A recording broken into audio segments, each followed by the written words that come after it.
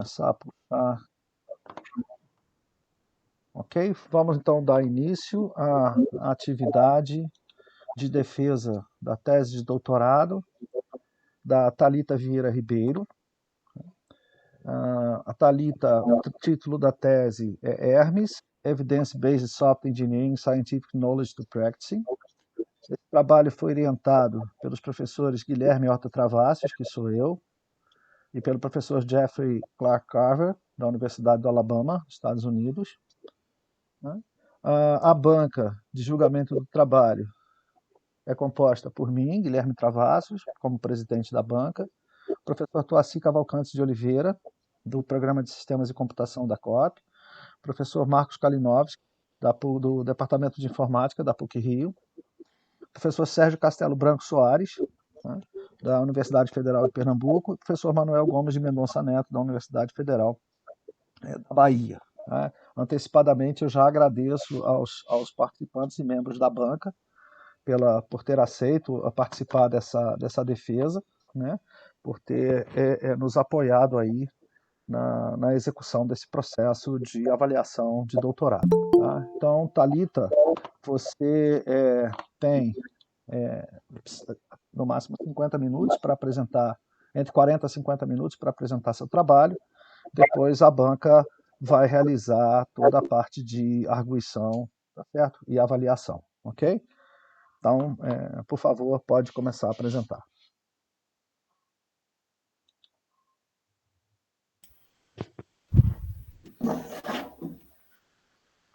Vou apresentar de pé, como de costume. Não me acostumei ainda a apresentar e falar sentada. Bem, o título da minha tese é Hermes, Software Engineering Scientific Knowledge to Practice, orientado pelo professor Guilherme e pelo professor Jeffrey.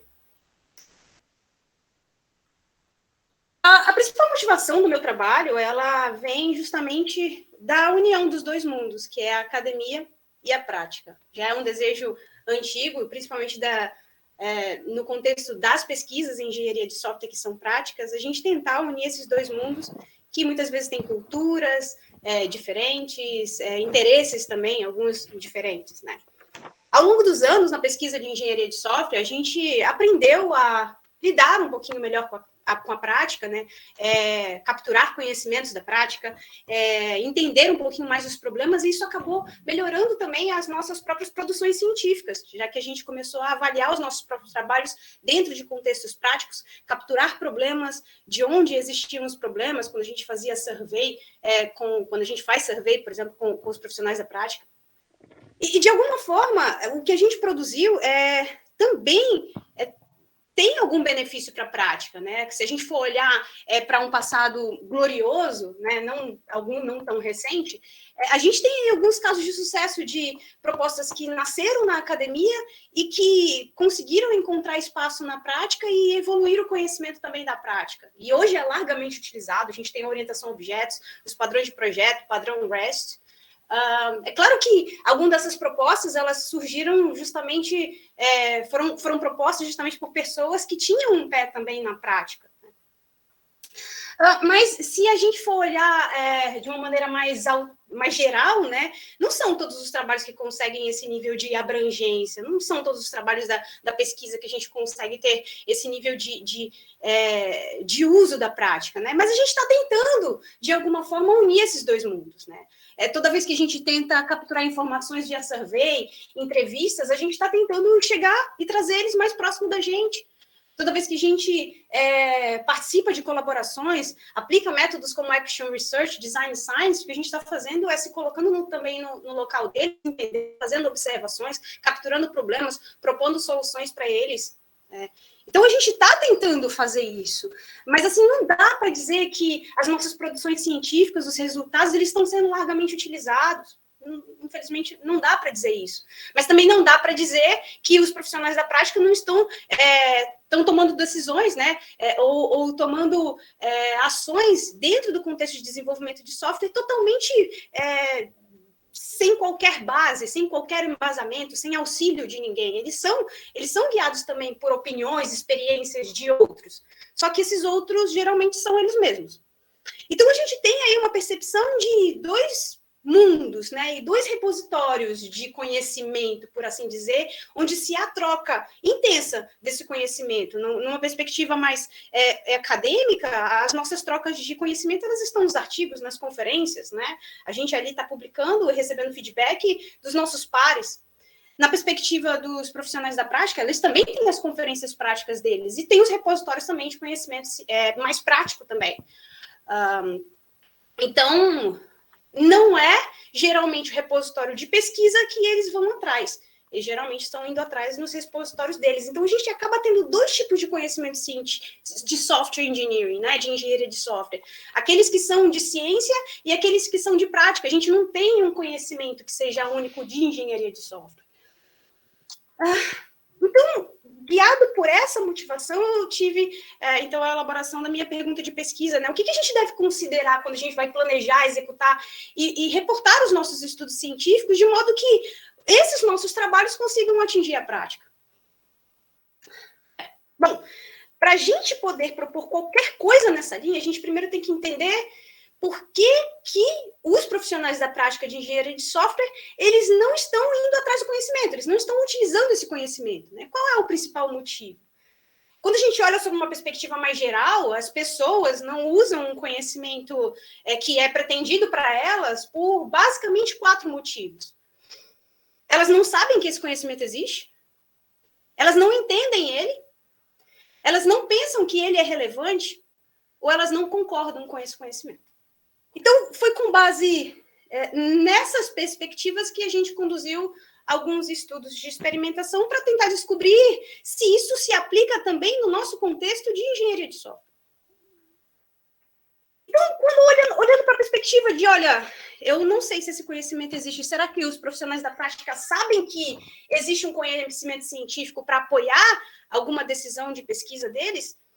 E aí a gente executou um estudo com estudantes que tinham pouca experiência em métodos científicos, em que a gente pediu para eles busquem na literatura técnica trabalhos que possam responder essa pergunta de pesquisa. Eles foram divididos, todos receberam essa mesma orientação, um mesmo protocolo de busca, e eles, o que a gente percebeu é que eles foram altamente diversos na produção dos resultados. Então, cada um conseguiu retornar um conjunto diferente de artigos para responder uma mesma pergunta de pesquisa. Eles estavam perguntando para os nossos repositórios de conhecimento coisas diferentes. Mesmo na similaridade dos trabalhos em que eles retornavam, ainda assim, eles olhavam para eles e eles decidiam, não, esse responde a minha pergunta, esse não responde. Então, mesmo na similaridade, tinha diferenças, por assim dizer, e os trabalhos, eles divergiram bastante. Isso, se a gente olhar para uma perspectiva de quem executou isso, foram pessoas interessadas na área de metodologia, de pesquisa, que foi o caso. O que a gente percebeu é que existem desafios na engenharia de software que pode ter influenciado justamente eles caírem nessas armadilhas, né? Nas armadilhas de buscar por termos diversos para retornar algum resultado de pesquisa. E esses desafios, eles geralmente estavam relacionados com uma falta de terminologia na área, e aqui eu estou pontuando só os principais, né? E com a falta de clareza dos resumos que fizeram eles aceitarem uns artigos e outros não aceitarem, então deixou essa questão um pouco ambígua. Isso se a gente considerar ainda que essa problemática se torna ainda maior, né, para achar esse conhecimento científico, não só esses problemas, porque a nossa ciência ela não é aberta para todo mundo, nem todo mundo tem acesso ao conhecimento científico que a gente produz. Então, para profissionais da prática, isso pode ser ainda mais difícil. Quando a gente foi olhar, então, a outra perspectiva, será que se eles conseguem capturar esse conhecimento científico, será que profissionais da prática iriam conseguir entender ele? Eu não perguntei para os profissionais da prática se eles entenderiam um conhecimento científico. Não fiz eles lerem os artigos para tentar identificar alguma coisa. Mas eu recobrei do meu mestrado, que eu tive que aplicar diversas metodologias científicas no arcabouço de pesquisação para resolver um problema prático na época. E eu tive muita dificuldade de capturar alguns conhecimentos científicos. E eu decidi voltar a essa essa busca, esse trabalho que eu fiz, reexecutar uma revisão sistemática para focar na captura justamente daquilo que eu achei difícil de achar. Por exemplo, as explicações para as contradições da literatura técnica. O que eu identifiquei na literatura foram conjuntos de atributos e impactos em qualidade de código-fonte diversos. Os atributos, eles tentavam mensurar a mesma coisa, mas chegavam em resultados de impacto de qualidade de código diferentes. Então, por que esse resultado está dando negativo e esse mesmo atributo está dando positivo, né? E eu olhei, então, para as informações, tentei capturar as informações desses artigos que pudessem me dar algum tipo de hint para achar o motivo para essas contradições. Eu reexecutei o estudo, eu tentei focar em aspectos de contexto, de moderação, de mediadores que pudessem chegar a me dar alguma ideia por um caminho por onde eu conseguiria descobrir, olha, esse atributo é bom nesse contexto, esse atributo não é bom nesse contexto aqui. Ou ele impacta negativamente somente nesse contexto, e por mais que eu tentasse, eu não consegui. Eu não consegui achar os resultados que eu estava buscando, né? E o que eu percebi de dificuldade enquanto eu estava nesse processo é que essas informações, elas estavam espalhadas, algumas que eu conseguiria capturar, elas estavam espalhadas ao longo de várias partes dos artigos, né? Existiam informações conflituosas de definição, de formas de medição, nos próprios artigos, que dirá nos artigos diferentes. Tinha uma falta de explicação sobre o porquê que os achados eles chegavam a um determinado resultado. Então, era simplesmente, olha, eu apliquei isso e cheguei nesse resultado, mas não me explicava por quê.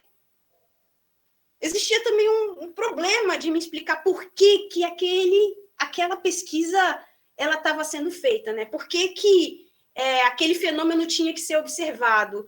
Por que os pesquisadores achavam, por exemplo, que ponto e vírgula iria impactar a legibilidade ou mesmo a compreensão de um código? Não tinha uma explicação, de fato, sobre uma razão do fenômeno. Claro que desafios da própria engenharia de software ajudam a gente a justificar esses problemas. A gente também não tem terminologia, e aqui, de novo, quando a gente vai olhar no detalhe do artigo, a gente vê que isso é problemático mesmo. Não tem um padrão de apresentação de resultados, por exemplo, como tem na medicina, né?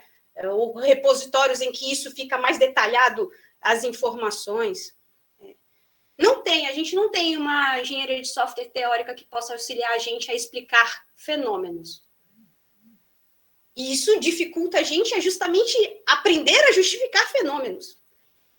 Então, entender e utilizar conhecimento científico, ele é difícil até para pesquisadores. Então, para profissionais da prática, não menosprezando, mas vai ser ainda mais difícil, porque falta o conhecimento científico que a gente tem construído há mais tempo.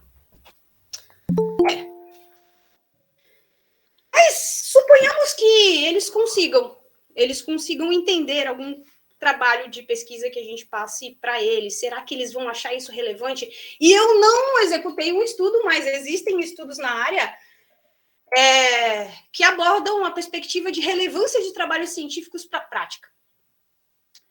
E enquanto os surveys, eles perguntam para os profissionais da prática, olha, esses trabalhos aqui, não o detalhe do artigo, né, mas o resumo do artigo, eles são relevantes? Você acha que eles são relevantes? E 70% dos trabalhos, em média, assim, foram vistos como sendo, de fato, importantes para eles, são relevantes, né? É lógico que aqui o que foi comparado foram trabalhos de conferências principais na área de engenharia de software, de requisitos, de experimentação. Mas quando a gente vai olhar a perspectiva, não do que eles falam para a gente num survey que a gente está perguntando, mas de fato o que eles escrevem sobre a engenharia de software e a pesquisa. Olhando para a literatura cinzenta, um trabalho disse que os profissionais, na verdade, acham que os nossos artigos científicos eles têm visões simplistas da realidade, às vezes erradas. A gente não avalia o custo-benefício de aplicar algum conhecimento científico. Né? E muitas vezes o que a gente pesquisa é, primeiro, deixa eu pesquisar nisso, depois deixa eu ver como eu encaixo isso dentro da prática. Então, não dá para dizer também que o que a gente está produzindo é irrelevante. Muitos talvez sejam vistos como não relevantes, mas eu acho que eles são não realísticos. Acho que é mais não realísticos com a realidade. Mas eu acho que, de modo geral, o que a gente conseguiu concluir desses trabalhos é que, por mais que eles sejam relevantes, talvez a gente não esteja aplicando ou pesquisando nas áreas que são mais urgentes, ou que são aquelas mais que têm mais apelo para a prática. Mas, dos trabalhos que são relevantes, os profissionais conseguem acreditar e confiar naquilo que a gente está falando? E aí, alguns trabalhos, outros, também exploraram essa questão de credibilidade do conhecimento científico, né? E o que eles conseguiram perceber é que a credibilidade de um trabalho ela estava muito mais associada a quem estava participando da construção desse conhecimento científico, seja escrevendo o artigo, participando da escrita do artigo, ou enquanto participante de estudos de avaliação desse trabalho científico. Outra coisa que a gente percebeu, olhando para esses trabalhos, é que o que fazia eles acreditarem que aquela evidência científica de fato era uma verdade, eram os profissionais da prática conseguir se ver no trabalho. Então, ele lia o trabalho e isso acontece comigo também. Então, eu vejo uma similaridade com o que a pessoa está chegando aqui e falando para mim. E uma coisa interessante aqui, que a gente também vai observar mais na frente, é que a gente é muito propenso mais a um trabalho de generalização, enquanto que o que importa muitas vezes para o profissional da prática é ele se ver no conhecimento que a gente está produzindo. E algo generalizável pode ser que ele não se veja. Então, algumas conclusões a gente pode tirar disso. A gente não pode esperar que sejam os profissionais da prática que vá buscar esse conhecimento científico. Isso não vai acontecer e eles vão enfrentar muito mais dificuldades do que a gente mesmo enfrenta. Os repositórios e o uso de artigos para transferir esse conhecimento também não parece muito uma boa ideia para a gente poder alcançar a prática e levar esse conhecimento científico para a prática. Se a gente quiser produzir algum conhecimento científico, a gente tem que envolver profissionais da prática, seja escrevendo, seja participando de estudos. A gente tem que basear os nossos problemas de pesquisa em algo que seja mais urgente para a prática, e a gente tem que apresentar informações que eles consigam acreditar ou se ver nela. Então, o que é importante? Se a gente viu que esses problemas, a gente viu que a gente tem que produzir conhecimento científico para que foque nos problemas científicos, nos problemas práticos dos engenheiros de software. Então, o que de fato são esses problemas práticos deles, né? O que geralmente eles trocam de informação quando eles estão discutindo algo de desenvolvimento e manutenção de software? O que eles consideram como sendo uma boa resposta para uma pergunta que eles fazem em prática, para um problema prático deles? Então, a gente queria observar isso, o comportamento deles na prática. E observar desse conhecimento retirado, como a gente poderia utilizar isso para apoiar propostas de pesquisas práticas, né? A condução de pesquisas práticas em desenvolvimento, em engenharia de software. A gente foi olhar, então, para o Stack Exchange. O Stack Exchange é um conjunto de... é uma comunidade com um conjunto de fóruns, não necessariamente de tecnologia. O principal deles, e que todo mundo conhece, é o Stack Overflow. Todo mundo que já programou já teve que utilizar o Stack Overflow para alguma coisa. Mas eles têm outros também fóruns, e interessante é que cada um desses fóruns tem regras. Eles também gostam de regras, não somente pesquisadores gostam, eles também gostam de regras. Eles têm regras para dizer o que seria uma boa pergunta, o que é uma pergunta aplicável àquele fórum, o que seria uma boa resposta. Então, eles avaliam essas perguntas, eles deixam também que a comunidade avalie uma pergunta como sendo importante, como sendo relevante, como sendo irrelevante também. E aqui eu fiz uma extração de um dos fóruns do Stack Exchange, que não é o Stack Overflow, mas que eu acredito que, pelo menos conforme as orientações de guidelines deles, tem mais a ver com o que a gente faz na pesquisa de engenharia de software. Por quê? As perguntas que são feitas no Stack Overflow, geralmente elas estão muito direcionadas a algum problema pontual de programação. E não é algo, geralmente, que eu vejo a gente pesquisando. Novamente, estou observando isso para a gente apoiar alguma estratégia de pesquisa.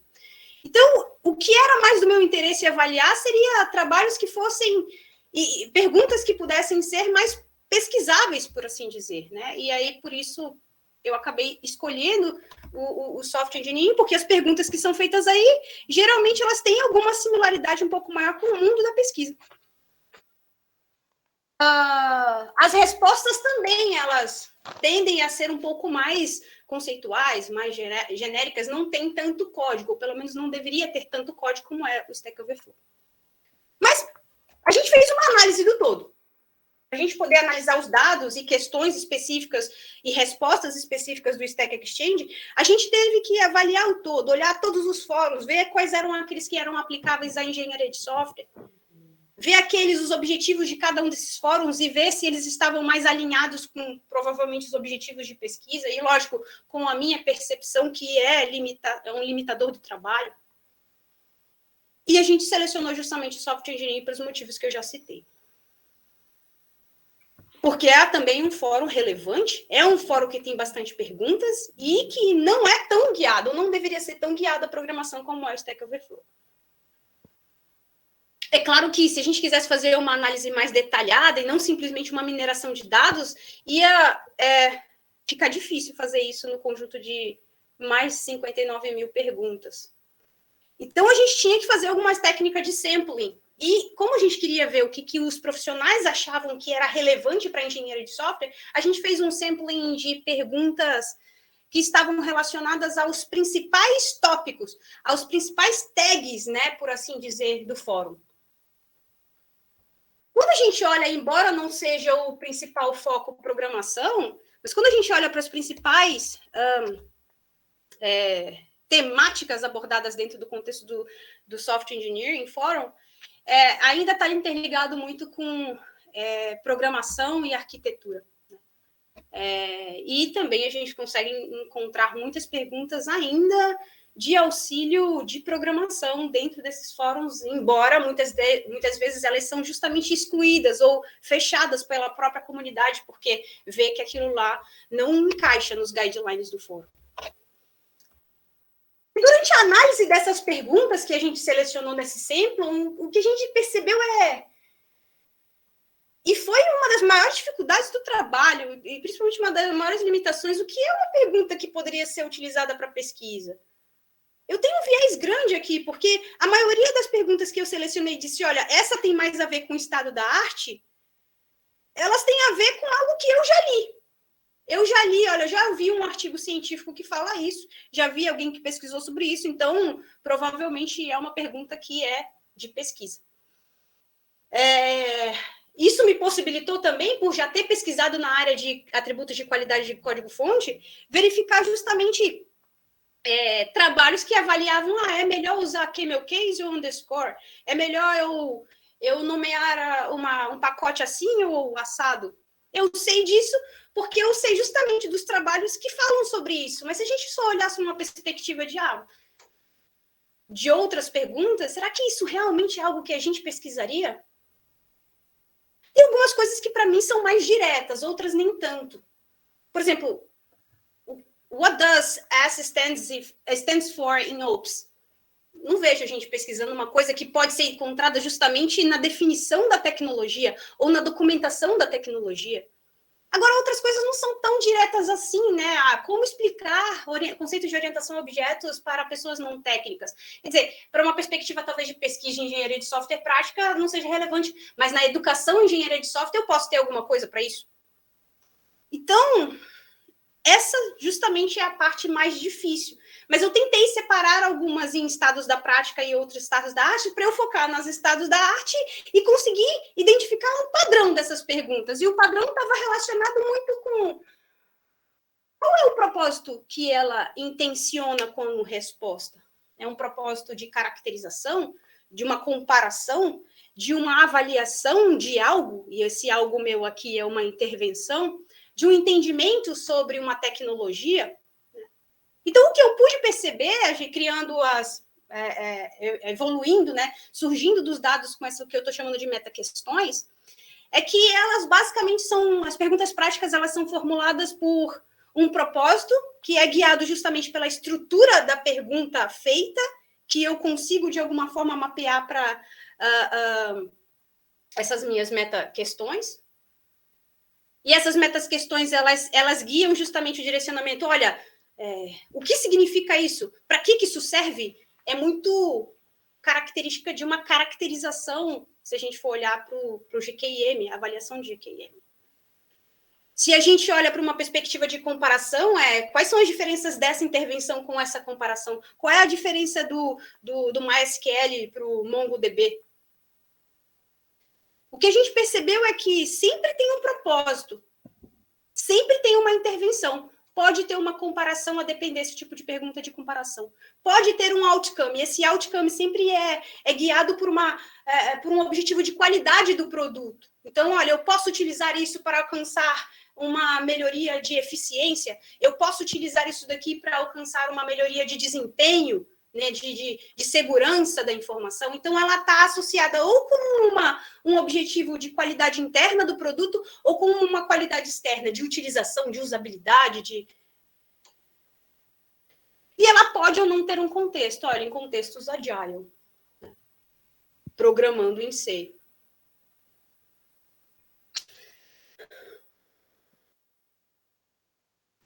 Olhando agora para as respostas, o que a gente conseguiu perceber é que boas respostas elas estavam associadas com alguns fatores. O primeiro deles é, para ela até não ser fechada pela moderação, ela tinha que seguir os guidelines do fórum. Ela tinha que estar num formato escrito. 99,9% apresentaram somente o escrito, nenhuma figura, nenhum gráfico, nada. Mas as coisas mais importantes, assim, que eu achei das boas respostas, aquelas respostas que foram selecionadas como as principais respostas para uma pergunta prática, elas apresentavam não todas as informações de contexto possíveis para uma determinada observação, mas somente aquelas informações de contexto que ajudavam a explicar por que uma intervenção ela se aplicava, ela foi positiva para alcançar um outcome num cenário. Por que ela não foi positiva para ser utilizada em outro cenário? Então, o que os profissionais da prática faziam colocavam ali como respostas e boas respostas eram experiências deles utilizando a intervenção perguntada em diferentes casos.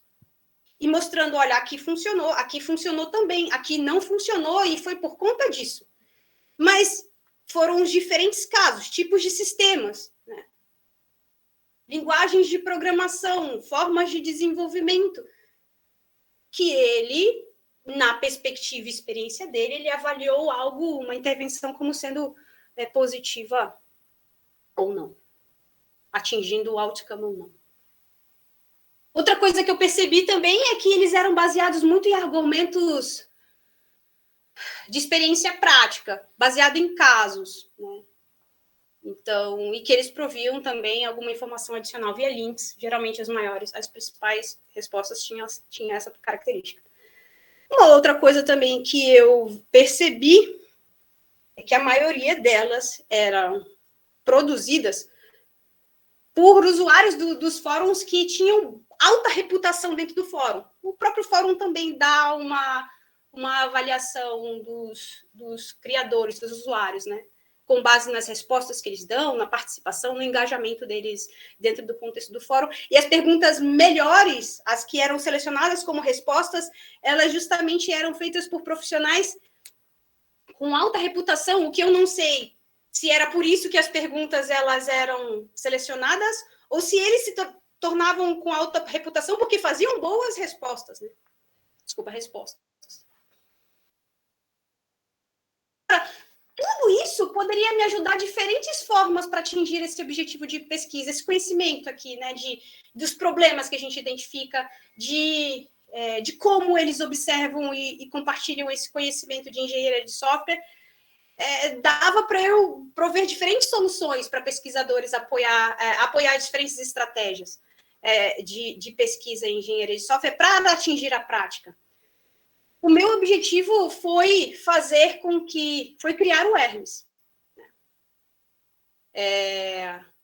que é uma estratégia, um conjunto de heurísticas e mais um apoio computacional para auxiliar a capturar os problemas da prática.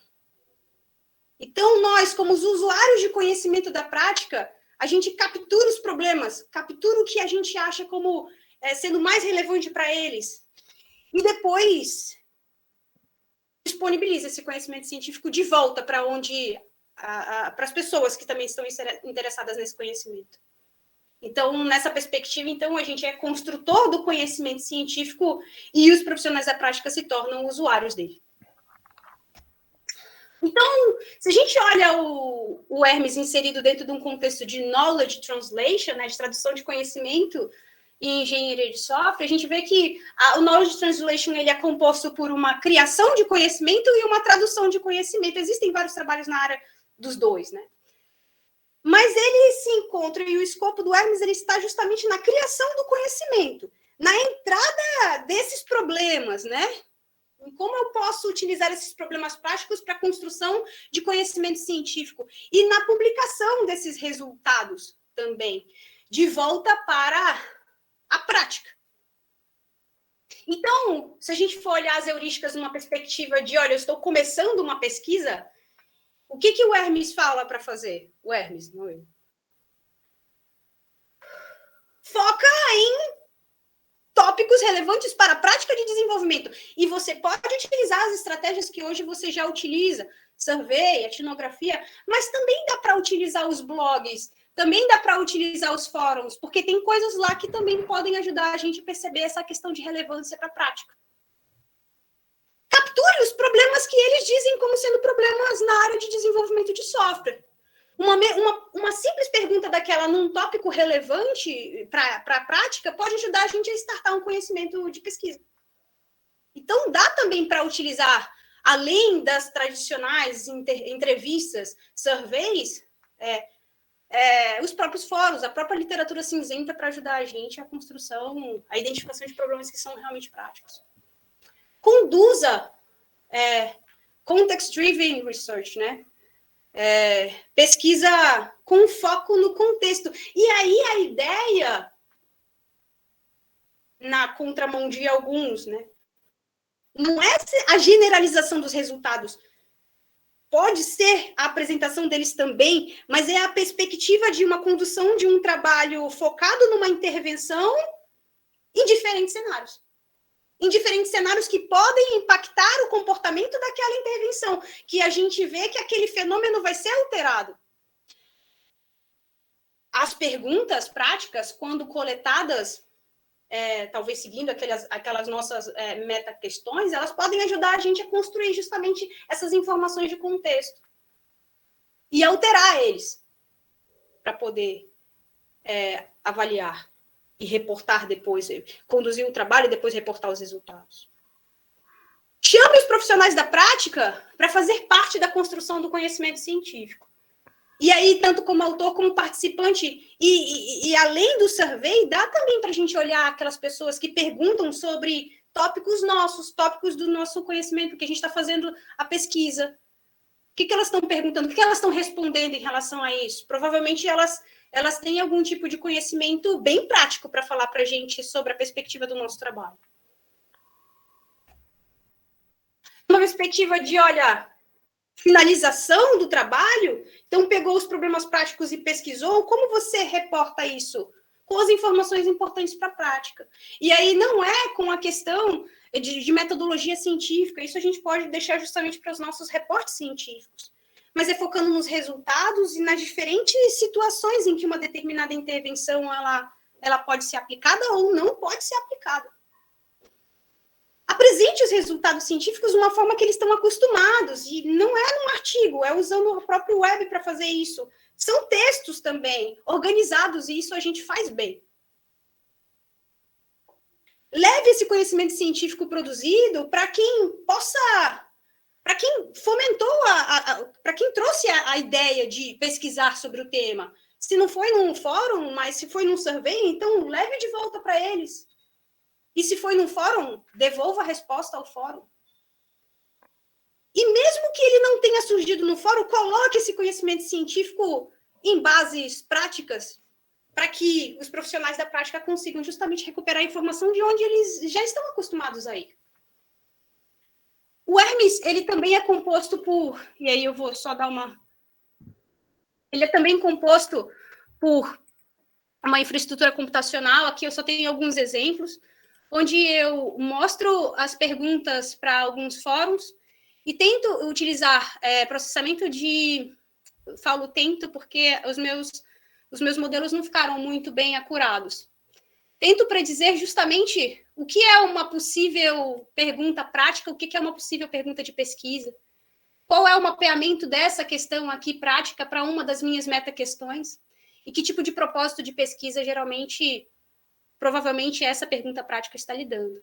Então, cada uma dessas perguntas aqui práticas, que foram recuperadas do próprio repositório, eu baixei todo o repositório, estou sem até espaço em disco, elas foram capturadas de lá, eu trouxe para cá, e toda vez que eu abro aqui, eu faço uma classificação. Eu criei um modelo para isso. Não muito acurado, mas ainda assim. Criado. Então, ele é um protótipo, uma ajuda para trabalhos que possam ser iniciados justamente a partir do stack, das perguntas de Stack Overflow, Stack Exchange. Em que a gente já ajuda o pesquisador a poder, de alguma forma, guiar a pesquisa científica para assuntos mais práticos. Uma avaliação do Hermes, a gente podia olhar a perspectiva de avaliação da ferramenta, avaliação mais subjetiva do será que essas heurísticas elas são relevantes? A gente resolveu olhar, será que eu consigo utilizar essas heurísticas ou alguma dessas heurísticas com o apoio dos fóruns? Né? Será que eu consigo, por exemplo, em relação à heurística 1, identificar tópicos que sejam relevantes no Stack Exchange Forums? E a gente conduziu um estudo com estudantes que aplicaram Grounded Theory em 2 tópicos da engenharia de software, e eles conseguiram capturar algumas gaps de pesquisa que poderiam ser interessantes justamente para a condição de uma pesquisa prática, por assim dizer. Aqueles que, como o volume de informação é muito grande, aqueles que aplicaram o sampling, eles tiveram mais sucesso na conclusão da tarefa que foi passada para eles.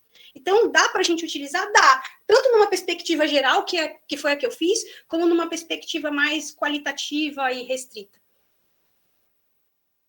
Será que, olhando para a perspectiva da heurística 4, né, de chamar os profissionais da prática para participar da construção de conhecimento científico, será que a gente consegue utilizar também os fóruns para capturar essas pessoas? E aí a resposta não foi tão animadora. Porque os profissionais da prática não costumam colocar as informações de contato nos fóruns, então a gente teve um trabalho grande, a gente conseguiu recuperar algumas pessoas, mas menos do que o que a gente esperava.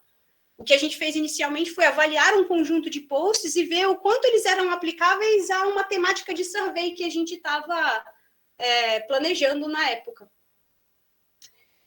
E avaliando esses posts, a gente viu que 43 deles tinham a ver, de fato, com o cast testing. Mas os criadores, somente 12 desses 43 que disponibilizavam informação de contato no perfil deles dos fóruns. Então, foram os únicos que a gente conseguiu contactar para poder chamar para participar do survey. A gente tem algumas limitações no nosso trabalho, tem as limitações de cada um dos estudos conduzidos, né? A própria perspectiva subjetiva da minha análise em relação ao que foi disponibilizado nos posts é uma limitação do trabalho. Mas a gente também tem várias contribuições.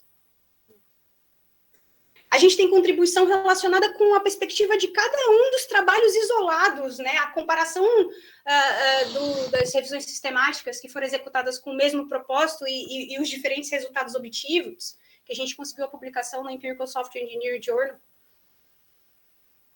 A própria, depois que a gente reexecutou o estudo, depois que a gente executou a revisão da literatura sobre os atributos de código-fonte, a gente chegou num conjunto melhor, maior, sobre os atributos de código-fonte que impactavam a legibilidade e a compreensibilidade, os seus procedimentos de medição, e também gerou uma publicação no Clay Electronic Journal. E a agregação de diferentes resultados na perspectiva de qualidade de código-fonte também é uma contribuição para a área de qualidade de código, que também foi submetida recentemente para o Empirical Software Engineering Journal. Uma das principais contribuições que eu vejo desse trabalho é a própria investigação das razões, do porquê os profissionais da prática não vão atrás do nosso conhecimento científico, dos próprios desafios que fazem eles não irem atrás. Porque apesar de eu ter produzido ou proposto o Hermes aqui, outras propostas podem ser feitas para auxiliar nessa problemática que eu consegui identificar. A análise da perspectiva dos profissionais no Stack Exchange também é uma contribuição desse trabalho, tanto de uma perspectiva dos assuntos abordados numa forma mais profunda, nosso objetivo era mais geral, mas deu para a gente ter uma percepção do que cada um falava, e numa perspectiva mais genérica, né, e do ponto de vista metodológico, também se vê como uma contribuição. As heurísticas também são contribuições desse trabalho. Uma ferramenta inicial que dá para evoluir e que a gente já viu problemas da própria modelo de utilização de machine learning, que podem depois ajudar a gente a dizer, olha, isso vai funcionar, isso não vai. Como considerações finais do trabalho, eu tenho a dizer que ainda existe o gap, então durante a minha pesquisa de doutorado a gente não conseguiu resolver ele, e depois talvez a gente não consiga ir no futuro tão próximo também. Mas a gente está aqui tentando propor alguma coisa para melhorar, para diminuir essa distância entre os dois mundos. Não dá para a gente esperar que os profissionais da prática eles venham atrás do conhecimento científico. Eles não estão acostumados a consumir esse tipo de informação. Então, toda estratégia que for proposta nesse cenário, ela tem que ser uma perspectiva inversa, minha opinião. Então, se a gente está produzindo algum conhecimento que seja prático em engenharia de software, um esforço adicional das nossas próprias pesquisas é divulgar e disseminar ele nas plataformas que os profissionais da prática vão consumir esse conhecimento, de uma forma que eles consigam entender, avaliar. Eu acho que assim a gente vai conseguir diminuir mais essa distância entre a academia e a prática. Tem tanta fonte de informação de problemas práticos, vamos tirar proveito deles. Essas foram as publicações durante o meu doutorado, algumas não tão bem sucedidas, e essa foi a minha apresentação. Ok, obrigado, Thalita, pela apresentação. Nós agora vamos passar para a fase de discussão. Nesse momento, estarei encerrando a gravação da apresentação da tese.